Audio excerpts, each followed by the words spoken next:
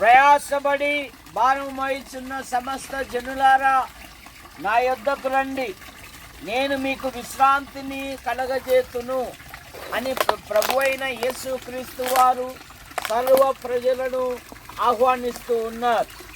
భూమి మీద మానవుడు అనేకమైన ప్రయాసములు, అనేకమైన భారములు కలిగి ఉన్నాడు. జీవిత భారం, కుటుంబ భారం, బ్రతుకు భారం, ఇలాగ అనేకమైన భారములు కలిగి ఉన్నాడు.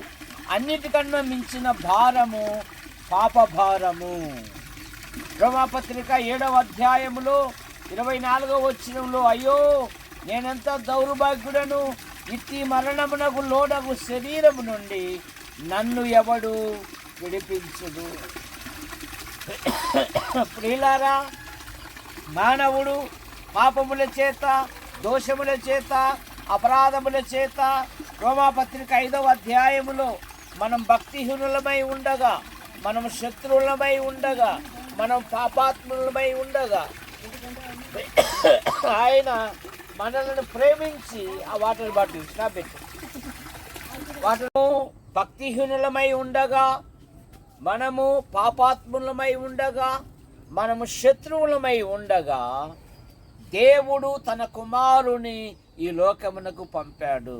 కారణం బైబిల్ సెలవిస్తుంది కదా, దేహంతో జరిగించిన క్రియలు అవి మంచివైనా సరే చెడ్డవైనా సరే మనలో ప్రతి వాడును దేవుని న్యాయపీఠం ఎదుట ప్రత్యక్షము కావలెను. మనలో ప్రతివాడును తన గురించి దేవునికి లెక్క అప్పగించాలి. అందుకని మానవుడు పాప నివారణ కొరకై జంతువులను, పక్షులను బలిగా అర్పించుచున్నాడు. జంతువుల యొక్క రక్తము, పక్షుల యొక్క రక్తము పాపములను తీసివేయుట అసాధ్యము గనుక లోక పాపం మోసుకొని పోవు దేవుని గొర్రెపిల్లగా ప్రభు అయిన యేసుక్రీస్తు వారు ఈ లోకానికి వచ్చారు. ఆయన పవిత్రంగా జన్మించాడు, పవిత్రంగా జీవించాడు, ప్రజలకు మేలు చేశాడు. ఆయన అందులకు చూపునిచ్చాడు, అంగహీనులను బాగు చేశాడు, ఆకలితో ఉన్న వారికి ఆహారం ఇచ్చాడు.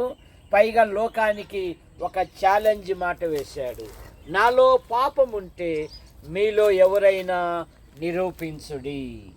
మన పాపముల కొరకు, దోషముల కొరకు, అపరాధముల నిమిత్తము ఆయన సిలువలో బలియాగమై తన రక్తాన్ని చిందించాడు.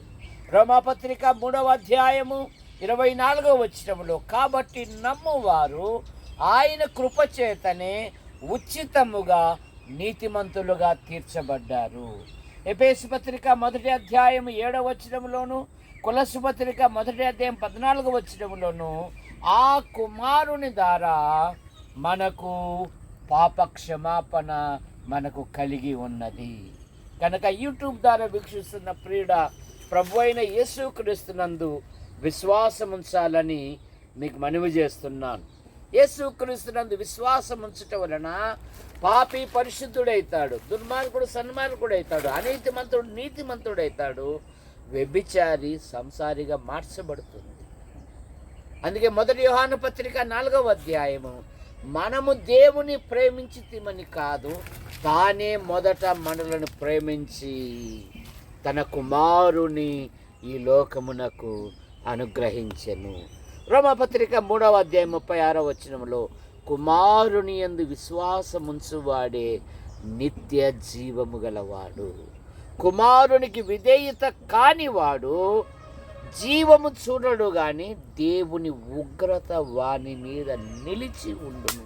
అందుకే యేసు ప్రభు వారు అన్నారు యోహాను సువార్త 5:24లో, నా మాట విని నన్ను పంపిన వాని యందు విశ్వాసముంచు ప్రతివాడు నిత్య జీవము గలవాడు, వాడు మరణంలో నుండి తీర్పులోనికి రాక జీవంలోనికి దాటి ఉన్నాడు. ఇప్పుడు క్రీస్తు నందున్న వానికి ఏ శిక్ష విధి లేదు. కనుక ప్రియులారా, సహోదరుడు గంధం దేవదానం ద బైబిల్ స్టడీ ద్వారా యూట్యూబ్ ద్వారా వీక్షిస్తున్న మీరు ఇంకెవరైనా ప్రభుని అంగీకరించకపోతే ప్రభు అయిన యేసుక్రీస్తుని అంగీకరించాలని మనవి చేయుచున్నాం. ప్రార్థన. ప్రేమించిన మా తండ్రి, ఈ సువార్తని యూట్యూబ్ ద్వారా ఎందరైతే వీక్షిస్తున్నారో వాళ్ళలో కార్యం జరిగించండి. వారు ప్రభు అయిన యేసుక్రీస్తుని అంగీకరించినట్లుగా మీ కృపను దయచేయండి. ఈ తోట యజమానుని కుటుంబాన్ని దీవించండి. మా ప్రియులు ప్రసాదన్న వదినమ్మను బట్టి మీకు స్తోత్రములు. అలాగే చందు ఆయన భార్య ఎవరు కుమార్తెను బట్టి మీకు స్తోత్రములు. భార్య గర్భవతి, గర్భములు ఎదుగుతున్న పిండాకృతిని దీవించండి. మంచి పోషకాలు దయచేయండి. కానుక విషయంలో ఏ విధమైన తొందరలు ఏర్పడకుండా సుఖప్రసవాలు దయచేయండి. బిందమ్మను బడక వారి కుమార్తెను దీవించండి. నూతన ఇంటి నిర్మాణ పనులు దీవించండి. అలాగే గట్టు మోషన్న వదినమ్మను బట్టి మీకు స్తోత్రములు. పెద్ద కుమారుడు ఆయన భార్య వారి సంతానం, కుమార్తె ఆమె భర్త వారి సంతానం, అబ్రహాం దీప్తి కుమారుని బట్టి మీకు స్తోత్రములు. జేజును బట్టి మీకు స్తోత్రములు. జీవం గల దేవుని సంఘాన్ని మీరు దీవించండి. ఆవుల వంశవృక్షాన్ని, గట్టు వంశవృక్షాన్ని, పిండి వంశవృక్షాన్ని, బండి వంశవృక్షాన్ని, శ్రీరాముల వంశవృక్షాన్ని మరి దీవించండి.